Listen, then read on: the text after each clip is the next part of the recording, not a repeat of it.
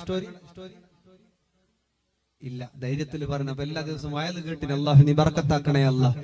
ഉസൈമ തങ്ങളെ വലിയ മുതലാളിയാണ്, വലിയ പണക്കാരനാണ്.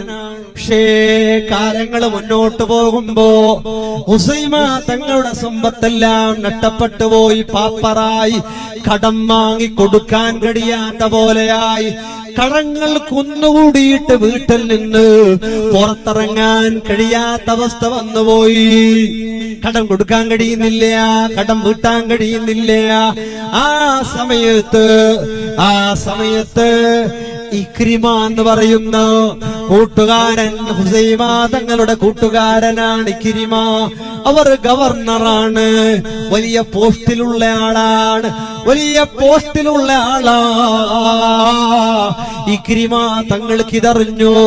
4000 ദിർഹം, ലക്ഷോപലക്ഷമായില്ല.